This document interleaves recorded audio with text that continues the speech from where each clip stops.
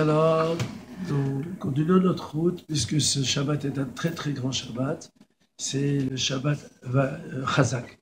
Qu'est-ce que ça veut dire Shabbat Chazak? C'est le Shabbat où nous terminons un premier des cinq livres de la Torah. Quand on termine toute la Torah, tout le Kahal fait une grande joie, toute l'assemblée fait une grande joie, c'est Simchat Torah, on dit tout le monde crie Chazak, Chazak, Bénit Chazak, on prend des forces et pour aller de l'avant, parce que la Torah c'est quelque chose de très spécial. Quand on termine une étude de la Torah, on a encore plus envie de continuer et d'aller de l'avant parce qu'on comprend encore plus profondément les paroles de Torah. Donc dès qu'on termine dès qu'on termine la Torah, tout de suite on recommence Bereshit. De la même manière, quand on termine le premier livre, qui est le livre de Bereshit, à Mincha de Shabbat, on va dire Vele Shemot. Donc il y avait ces deux dernières parashotes qui sont un peu spéciales, Vaïgash et Vaïchi. Parce que la fin de Vaïgash, il n'y a pas de blanc dans la Torah. Vous savez que la Torah, elle est composée de lettres qui sont écrites avec des endroits où des lettres sont muettes, c'est-à-dire qu'elles ne sont pas écrites. Alors des fois c'est des grands passages, des fois c'est des petits passages. Donc on parle de Stuma et de Ptura. Stuma c'est quand on reprend la ligne, Ptura c'est quand la ligne est ouverte complètement. Donc on voit très bien que dans l'enseignement, on enseigne, il faut donner à l'élève le temps un blanc, c'est-à-dire le temps de se reprendre l'étude et de faire. Et de temps en temps, quand on arrive à la fin d'un livre, on donne 4 lignes blanches entièrement. Donc c'est de temps en temps, on a besoin de récréation, de petites vacances pour reprendre encore l'étude de la Torah.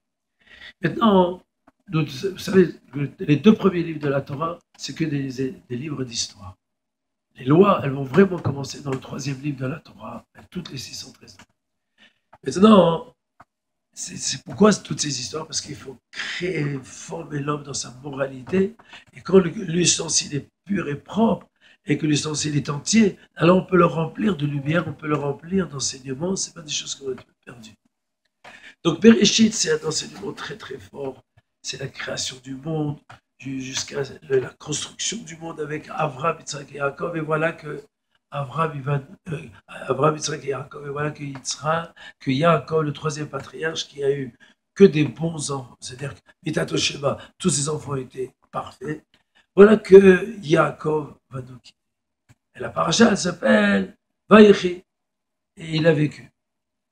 A priori, Vayechi, ça veut dire qu'il a quitté le monde. Mais le Baal HaTurim nous donne une explication extraordinaire. Vayechi, il a vécu ses meilleures années en Égypte. Bien sûr, la question se pose comment il a pu vivre ses meilleures années en Égypte. Parce que Yaakov Avinu, il voulait dévoiler le secret de la venue du Mashiach. Et le travail extraordinaire que Yosef, son fils, avait fait en Égypte, c'est malgré qu'il était en Égypte, avec les voiles de l'Égypte, Mitzrayim veut dire limite, avec ces voiles-là, quand même, il a amené la lumière de la Torah.